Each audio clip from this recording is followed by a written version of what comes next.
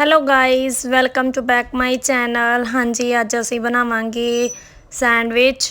ये बहुत ही क्रिस्पी बन गए उपरों तो वैजीटेबल पा के असी बच्चों के टिफन लिए स्पैशल रेडी करांगे।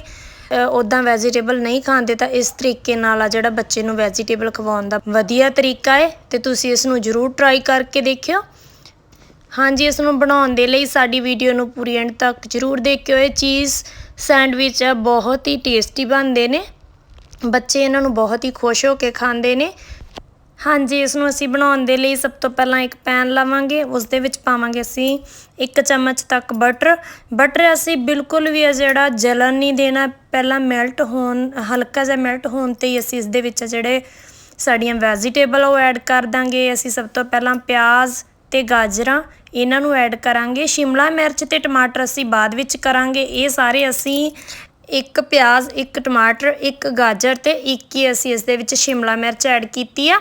हुण असी पहला प्याज ते गाजर नूं चंगी तरह भुन लांगे, क्योंकि इन्हां नूं थोड़ा टाइम लग जांदा है तैयार करन दे विच। हल्का जिहा असी इन्हां दा जिहड़ा कच्चापन वो दूर करना है, क्योंकि जेकर कच्चापन ज़्यादा होवेगा तो बच्चे जिहड़ा इसनूं नहीं खाणगे। इसलिए असी इसनूं हैल्दी बनाउण दे लई इस दे विच वैजीटेबल नूं थोड़ा पका के यूज़ करांगे। हाँ जी, हुण असी इन्हां नूं 1 तो 2 मिनट लई पका लिया। ये हल्की जी भुज चुकीआं। हुण असी इस दे विच ऐड करांगे साडी शिमला मिर्च ते टमाटर, दोनों नूं ऐड करके असी 2 तो 3 मिनट लगातार पका लांगे मीडियम फ्लेम ते। हाँ जी, हुण असी गैस बंद कर दांगे।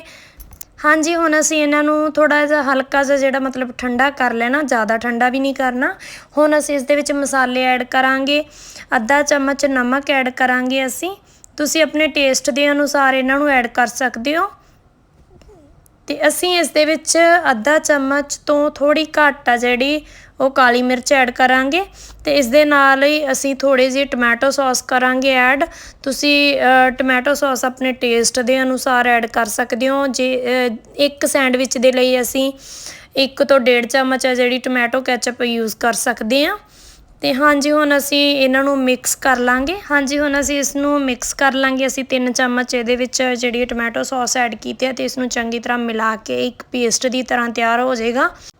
हाँ जी, थोड़ी जी असी इस दे विच मोज़रेला चीज़ पावांगे। तुसी मेयोनीज़ वगैरह भी ऐड कर सकते हो, जो तुहानूं पसंद आ। इसनूं बिल्कुल असी जिहड़ा पीज़े की तरह बच्चों लई रेडी करांगे।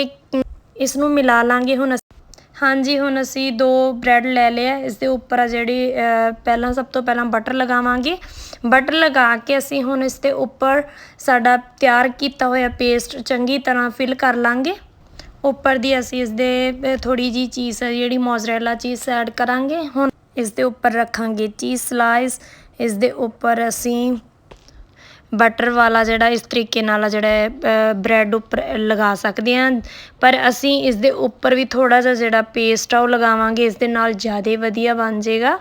हुण असी इसनूं भी उल्टा करके हल्का जिहा हत्थां दे नाल जिहड़ा चीज़ दे उपर ही असी इसनूं ऐड कर दांगे। दोनों नूं जोड़ दांगे, ब्रेडां नूं जोड़ के हुण असी इन्हां नूं पकावांगे। पकाउण तो पहलां असी कढ़ाई दे विच हल्का जिहा बटर दा चम्मच आ जिहड़ा वो पा लांगे। बटर पाउण दे नाल ब्रैड आ जिहड़ा बहुत टेस्टी बनूगा, क्रिस्पी बनूगा। मीडियम फ्लेम ते इसनूं ढक के 2 मिनट लई पकावांगे। इस नाल चीज़ आ जिहड़ी वो बहुत ही वधिया मैल्ट हो जाती है। हाँ जी, 2 मिनट हो चुके हैं। हुण असी इसकी साइड आ जिहड़ी चेंज कर लांगे। हाँ जी, इस तरीके नाल ही असी इसकी दूसरी साइड आ जिहड़ी पका लांगे। तो इसनूं असी मीडियम फ्लेम ते पकावांगे। हाँ जी, हुण साडा सैंडविच बन के दोनों साइडों तो बिल्कुल रेडी आ। बहुत ही वधिया जिहड़ा मैल्ट हो चुका इस दे विच चीज़। तो तुसी भी इसनूं इस तरीके नाल जरूर ट्राई करियो। जे वीडियो वधिया लगी तो लाइक शेयर एंड कमेंट करना ना भुल्लियो। जे तुसी साडे चैनल ते पहली बार आए हो तो सबसक्राइब भी जरूर कर लियो, तो अपने फैमिली ते फ्रेंड्स दे नाल वीडियो नूं वध तो वध शेयर जरूर करियो। हाँ जी, कमेंट बॉक्स में कमेंट करके भी जरूर दस्सिओ कि तुहानूं साडी रेसिपी किदां दी लगी। वीडियो नूं देखण लई ते चैनल नूं सपोर्ट करन लई थैंक्स टू ऑल फ्रेंड्स।